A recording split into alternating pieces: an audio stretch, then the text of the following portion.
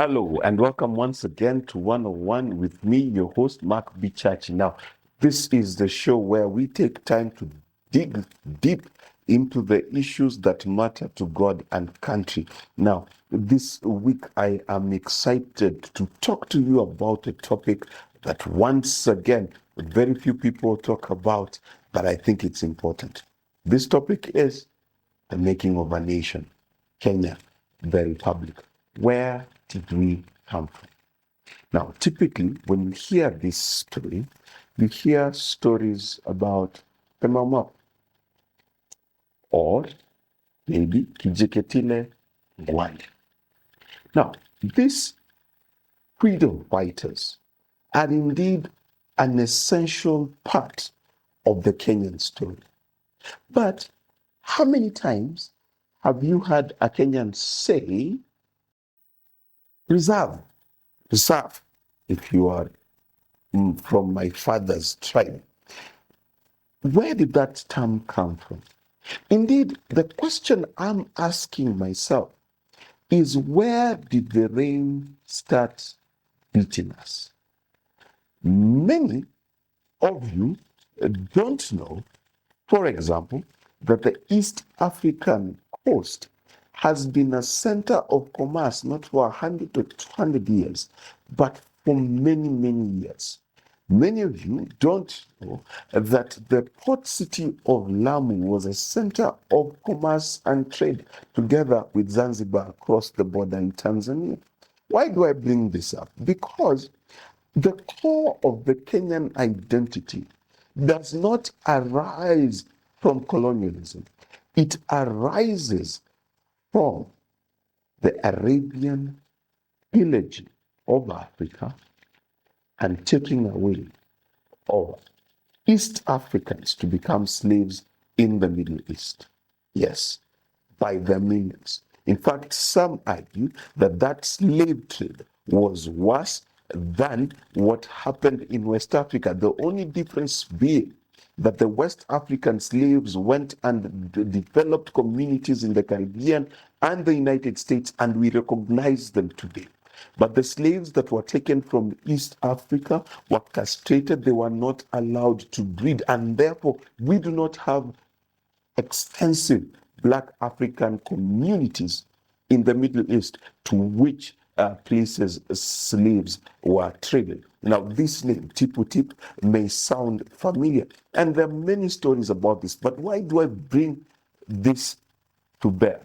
Number one, you understand that the beginnings of our state were about our tribes being pitted against each other, where one tribe would steal human beings as slaves to sell to the Arabian traders.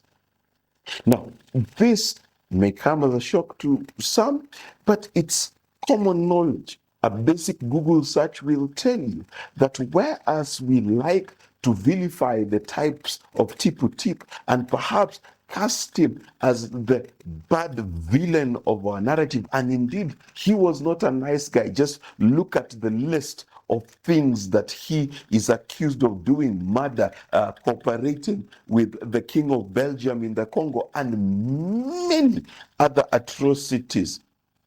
Yeah, he was a bad guy.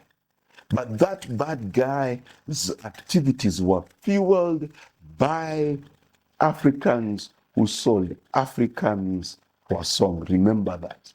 Africans selling Africans for a song. The second thing that was traded is not just the people, but we traded in our natural resources.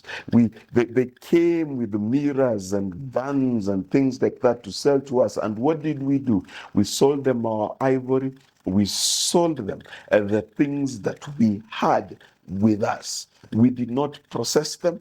The ivory was not carved. We sold natural resources to the person who sold us finished products. Again, creating a precedence for Africa. Now, fast forward, it is the 1800s, and the Mzungu, the colonialist, yes, wants to come into Kenya. What does he do? Number one, he tells us that he's come with a new book. It's called the Bible. It's a good thing. Many of us are Christians. There's nothing wrong with Christianity. And before you get into the comments telling me how Christianity is a white man's religion, I will remind you that Jesus was probably more black than he was white. The pictures you see are white renditions of Jesus. Jesus was by no means a white man. But if you disagree, as usual, write in the comments and I will ignore your disagreements. Now, moving forward, what happened is there was a discussion in Europe, and this was the discussion. And this is the reason why the Bible becomes central to this conversation. The discussion was that Africa and indeed parts of South America were places that were domiciled by barbaric, uncultured people who they needed, number one, to save and to bring us out of our barbarism. It is also the time of eugenics, where it was being taught that the white man was a better and more superior race than the black person. Enter the third ingredient. So, ingredient number one, Africans selling out Africa. Ingredient number two, Africans selling raw material in exchange for finished products. Ingredient number three, the superiority complex of the white man over the black man. And unfortunately, the black man believed this. Now, remember that question I asked you about reserve? Oh, yes. Let me tell you about that.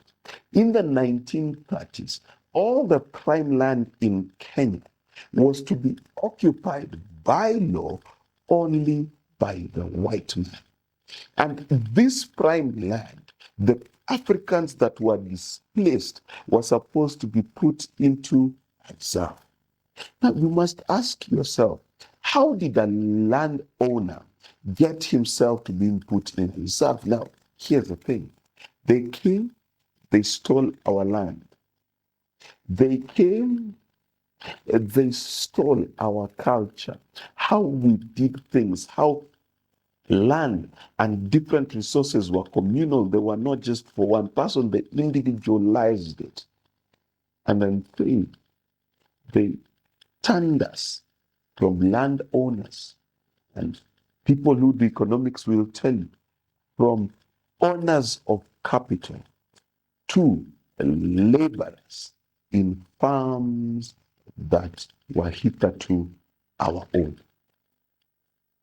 In doing this, the white man had established on the foundation of slavery and other things an interesting society. What was that society? It was a society where the person voting was more concerned about his tribe being represented than he himself being represented well. And therefore, we have seen since 1963 to date, we've had political clashes. People died because of politicians. Don't believe me? This is 1963. This is the election after. And you can go on and on to the 80s and 90s, and there's article after article of how Africans fought. Now, where did that come from? It did not just come from the Mzungu. It came from the age-old practice that Africans would sell each other to a foreigner for a song. Remember the ingredients? Has anything changed? If you look at the list of our top exports, and I'll put them here for you, you will realize most of our exports are still raw materials.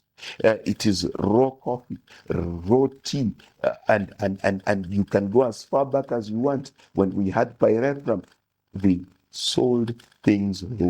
Why? From the time where we started trading, what have we consistently done? We have sold materials that have not been processed in exchange for processed goods. In fact, look at yourself. You're probably watching me on a device, be it a computer on a handheld device, much like mine here. Made in Kenya? No. Made from outside. So why am I bringing this up? I'm bringing this up because I am concerned for my country. I am concerned because we want to cook a different broth, but we keep using the same ingredients. Look at the ingredients I have told you about. Look, our capital. How do we use it? Who owns our capital today? We've decided that the people of Kenya will be laborers, and the people who make the big money are not even Kenyans. They're Europeans and Americans. Why am I talking about this? In the midst of maandamano, bado mapambano.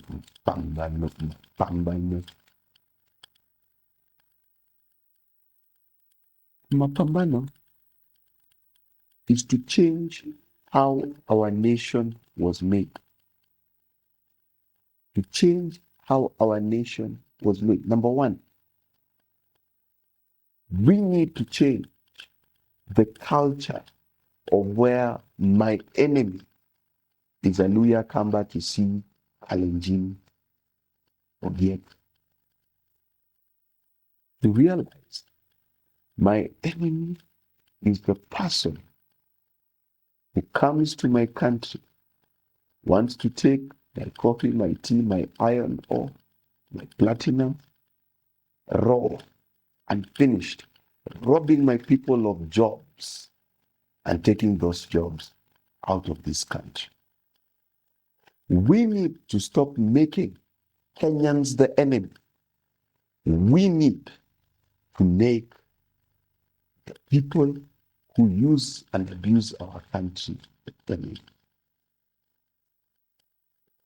Secondly, we need to make a decision that we are going to stop being net consumers, people who settle in the reserve and want to work for a shilling just to pay the taxman.